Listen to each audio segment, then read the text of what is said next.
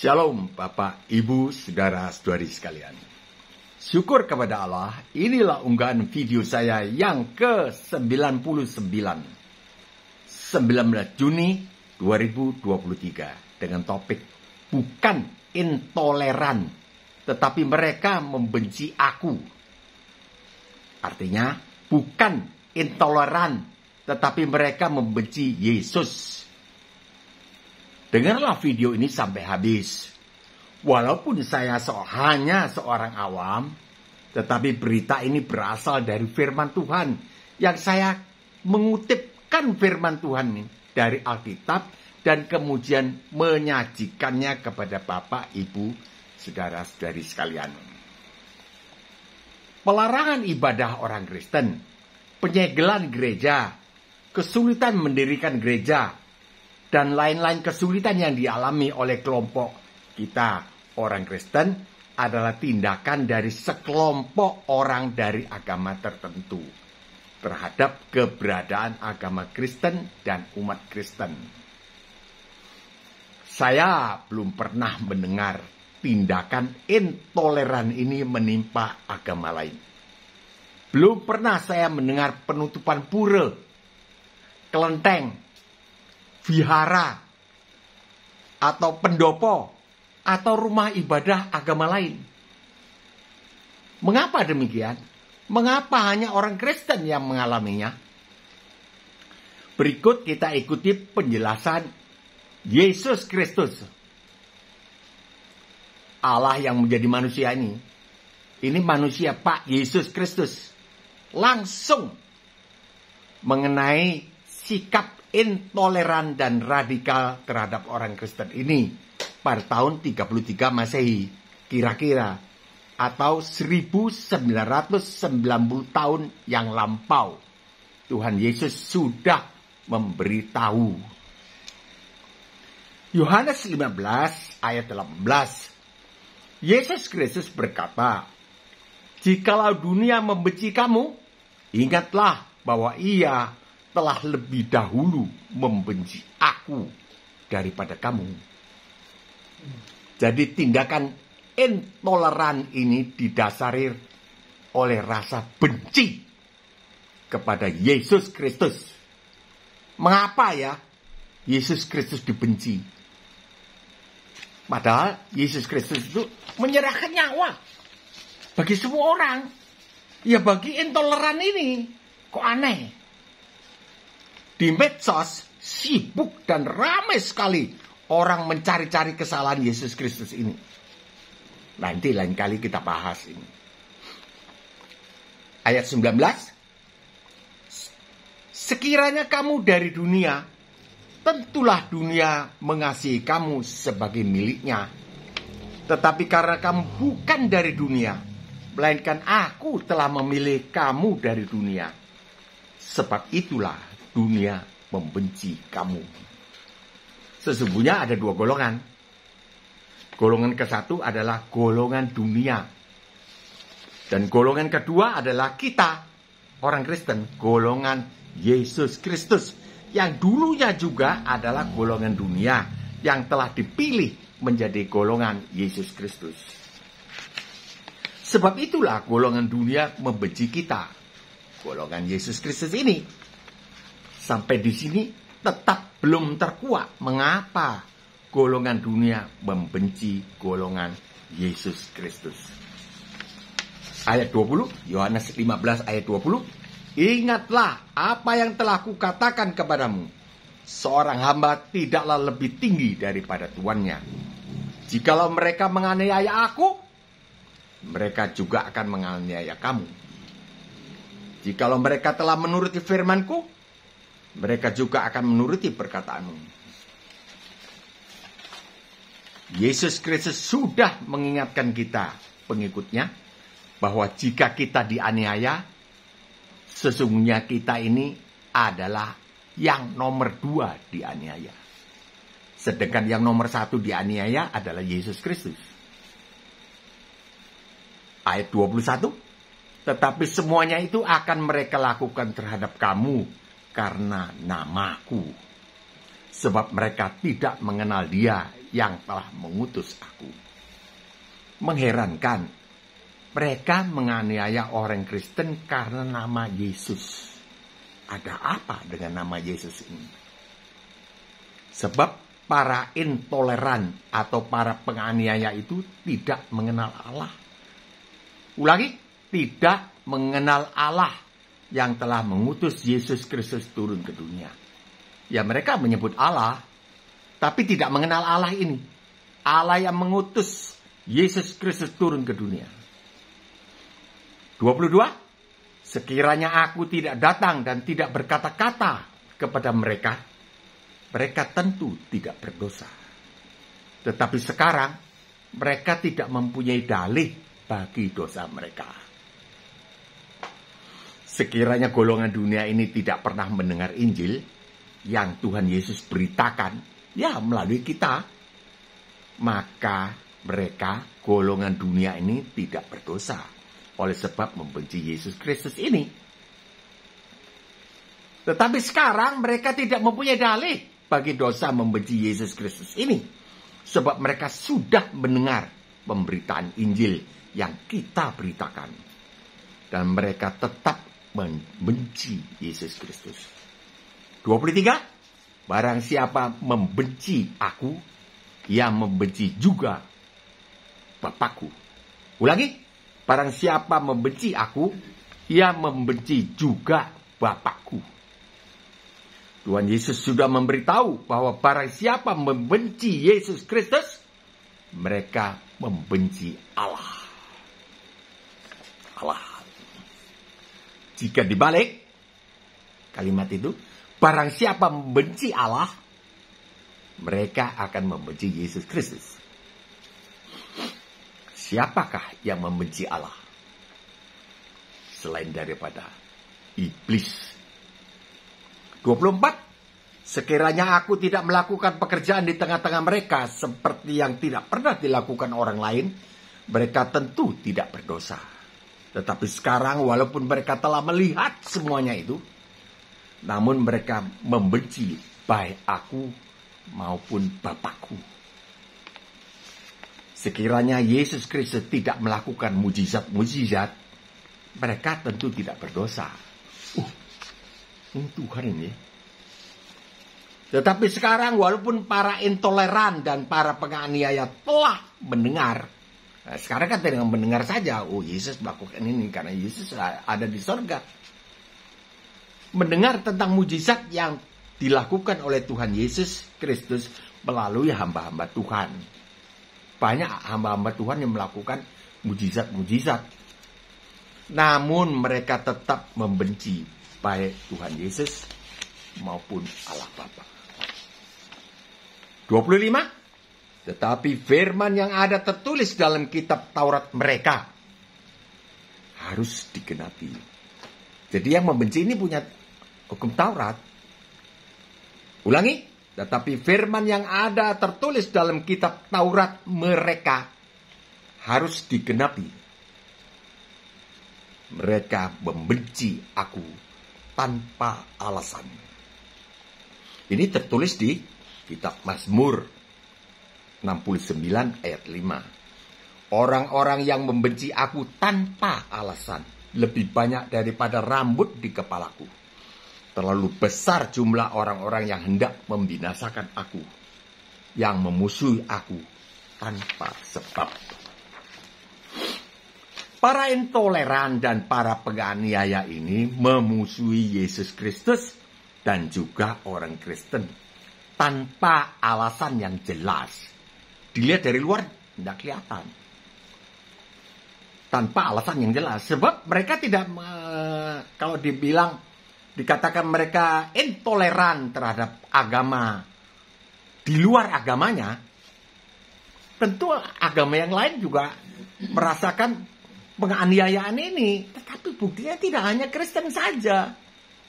Sebab memang dari sejak Yesus Kristus masih belum dilahirkan ke muka bumi, di kitab Mazmur sudah ditulis bahwa ada satu golongan yang membenci beliau tanpa alasan. Itu tadi yang kita baca.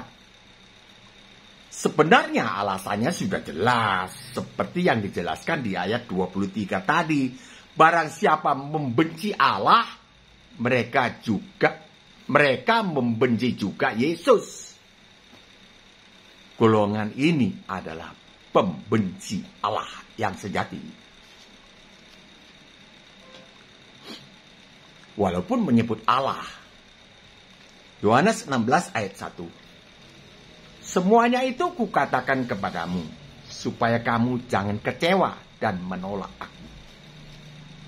Tuhan Yesus sudah memberitahu bahwa orang Kristen akan menderita aniaya karena nama Yesus Kristus. Nama yang berkuasa di sorga, di bumi, dan di bawah bumi ini. Dan supaya orang Kristen tidak kecewa dan kemudian menjadi murtad. Ulangi. Tuhan Yesus sudah memberitahu bahwa orang Kristen akan menderita aniaya karena nama Yesus. Yang walaupun nama ini nama yang berkuasa, tapi menyebabkan kita dibenci, kita menderita. Sudah diingatkan supaya orang Kristen tidak kecewa. Dan kemudian menjadi murtad. Ada istilah murtadnya, saya tidak sebut. Nanti tidak baik kalau disebut. Murtadnya hanya ke satu agama saja, bukan ke yang lain-lain. Aneh juga. Yohanes 16 ayat 2, kamu akan dikucilkan, bahkan akan datang saatnya bahwa setiap orang yang membunuh kamu akan menyangka bahwa ia berbuat bakti bagi Allah. Kalau cuma pembubaran saat kita ibadah, penyegelan gereja, izin gereja dipersulit, itu semua belum apa-apa atau bukan apa-apa. Jadi jangan terlalu risau di sini. Tuhan Yesus sudah memberitahu bahwa akan tiba saatnya mereka akan membunuh orang Kristen dan akan menyangka berbuat bakti kepada Allah. Mereka akan berbuat ayat 3. Mereka akan berbuat demikian karena mereka tidak mengenal Bapa maupun aku. Walaupun sudah diterangkan, sudah saya terang-terangkan, tidak bisa diterima oleh otak. Kaum intoleran ini akan membunuh orang Kristen dan menyangka berbuat bakti kepada Allah. Tanda kutip. Karena mereka tidak mengenal baik Allah Bapa maupun Yesus Kristus. Yang sesungguhnya adalah gambar Allah yang tidak kelihatan. Yesus Kristus sesungguhnya adalah gambar Allah yang tidak kelihatan. Allah kan tidak kelihatan. Nampil di dalam pribadi Yesus Kristus ini. Di dalam daging. Allah di dalam daging. Sehingga kelihatan. Mereka tidak mengenal.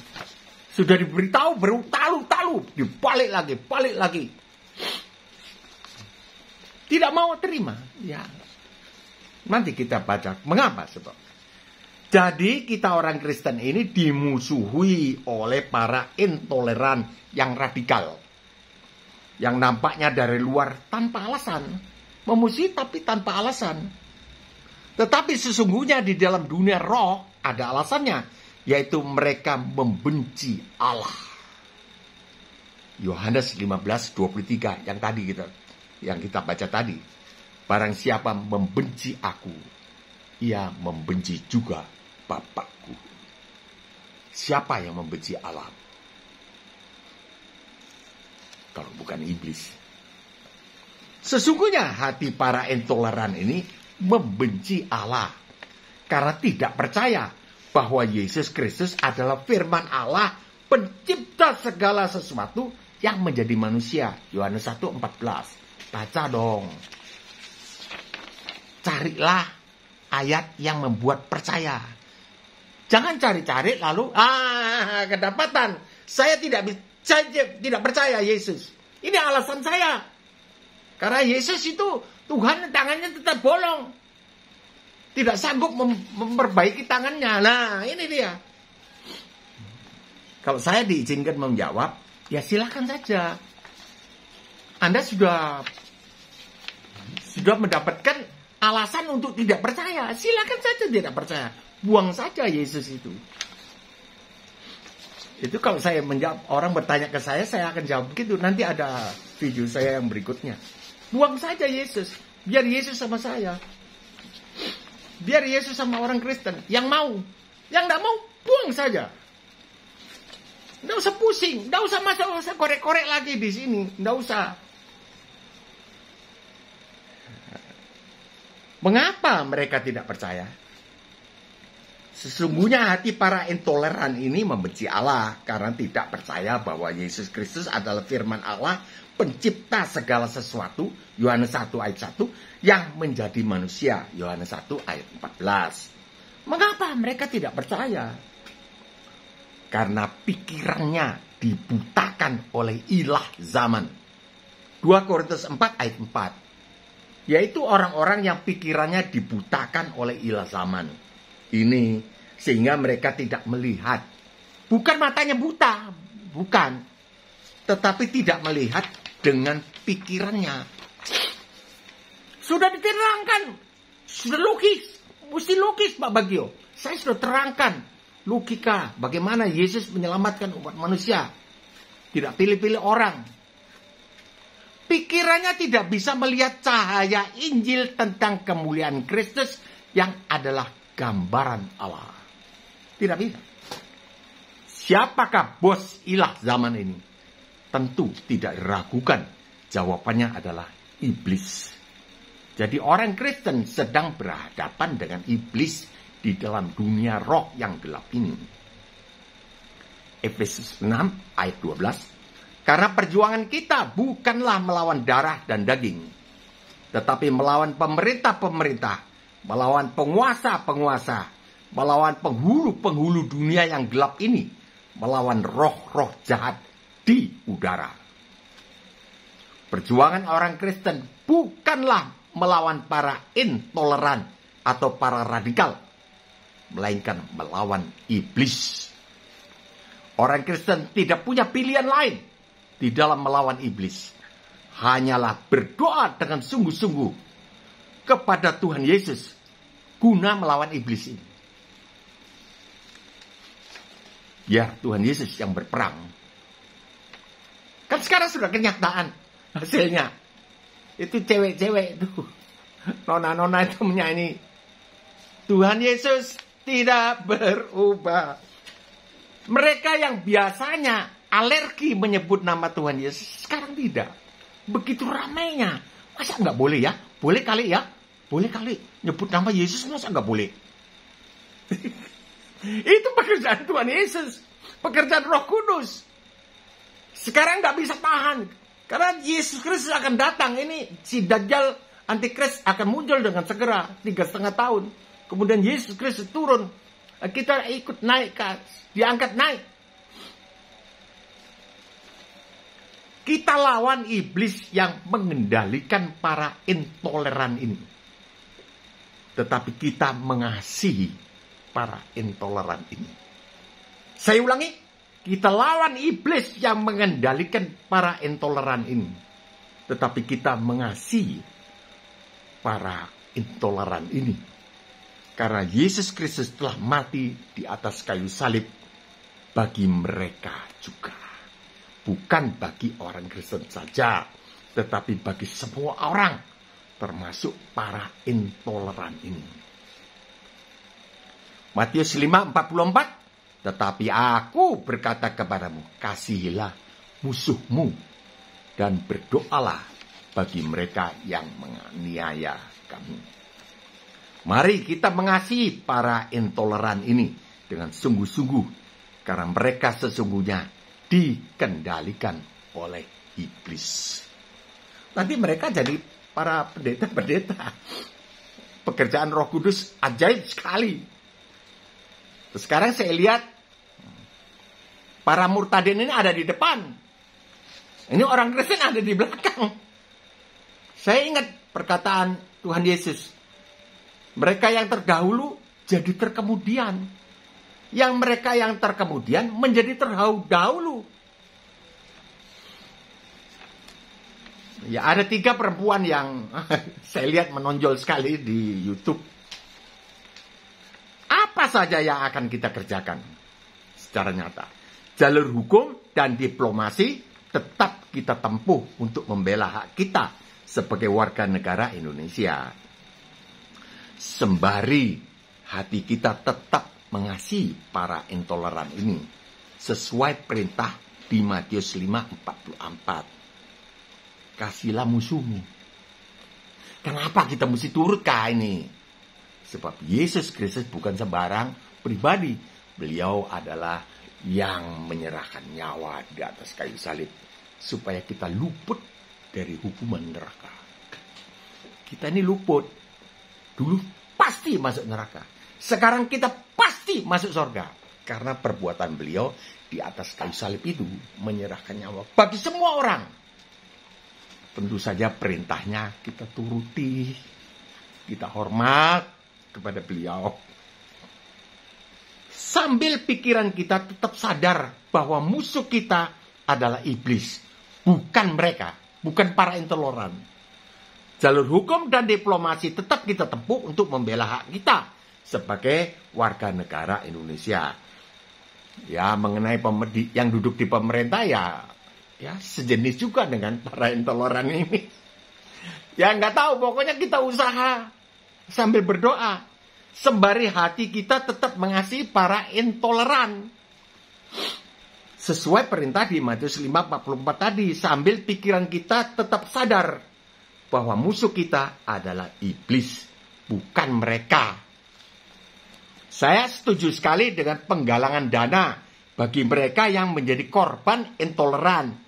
Pendeta Malubulu, Pak Kace, ada lagi saudara kita yang bersaksi sampai menangis. Saya lupa namanya. Yang kalau tidak salah, ide penggalangan dana ini diprakarsai oleh saudari Lucy Daiva atau Noverina Solihin. Saya nggak tahu. Pokoknya dia seorang wanita. Belakangan saya tidak melihat video itu hadir lagi di YouTube. Langkah ini sesuai dengan firman Tuhan di 1 Korintus 12:26. Jika satu anggota tubuh Kristus menderita, maka semua anggota turut menderita. Kita ini semua adalah tubuh Kristus. Kepalanya ya Tuhan Yesus. Satu anggota menderita, ya Pak Manubulu, Pak Kace. Ya, siapa-siapa yang menderita ini karena intoleran ini. Di penjara, ya kita turut menderita. Bukan turut menderita lalu pakai cara-cara barbar, bukan. Turut menderita ya mengulurkan tangan, memberi donasi. Penggalangan dana ini harus didukung dengan pertanggungan jawab atas dana yang terkumpul. Jangan sampai seperti yang lalu, dana untuk Pak Kace. Kisruh di YouTube diperbincangkan ramai oleh seorang pendeta murtadin. Saya tidak sebut namanya ya. Dan seorang hamba Tuhan yang lain ini, hamba Tuhan Kristen, pendeta Kristen. Tapi ribut tentang uang, bikin malu. Entah kelanjutan masalah yang memalukan ini tidak pernah dimunculkan lagi di YouTube. Jumlahnya cukup besar, menurut saya ya. Jika kisruh ini tidak ditangani, tentu saja akan mengurangi animo para donatur. Sistem pengawasan dana ini saya belum punya ide. Harus ditanyakan kepada Roh Kudus bagaimana caranya. Yang memiliki prakarsa inilah, entah saudara Lucy Daiva atau lainnya, itulah yang saya pikir harus meneruskan usaha ini, yang bertanya kepada Roh Kudus bagaimana uang ini dikelola. Tentu saja harus dikelola oleh seorang atau beberapa orang yang seperti di refren sebuah lagu. Duniaku tinggalkan, duniaku lupakan, ku mau ikut bersamamu Tuhan. Saya tidak pandai menyanyi, saudara. Jadi pokoknya cewek-cewek yang pakai jilbab yang menyanyi ini, aduh indah sekali. Duniaku tinggalkan, duniaku lupakan, ku mau ikut bersamamu Tuhan. Bukan main. Ya mesti orang yang seperti ini, yang melupakan dunia, meninggalkan dunia walaupun tubuhnya ada di atas dunia ini. Bukan itu saja, sistem pengawasan open management ini yang tidak bisa dibaca oleh orang yang tidak berkepentingan. Nah, ini susah. Tetapi bagi para sarjana, tentu mereka sudah belajar hal ini. Tolong Roh Kudus memberikan ide-ide untuk menangani keuangan ini. Baru kita kumpulkan uang. Ya, semua bisa kontrol, tapi yang tidak berkepentingan tidak bisa kontrol. Misalnya orang-orang seberang tidak bisa. Ya, ini yang susah. Tapi Roh Kudus pasti bisa memberitahu begini caranya. Sekian bahasan topik kita. Bukan intoleran, tapi mereka membenci aku. Tetapi mereka membenci Yesus Kristus. Silahkan berkomentar, setuju atau tidak setuju, atau apa saja. Jika berkenan, silahkan subscribe, tekan tanda bel, like, jempol yang ke atas, dan share kepada teman-teman. Bagikan, atau kirim WA ke nomor HP saya. 0852-9898-1948. Tuhan Yesus memberkati.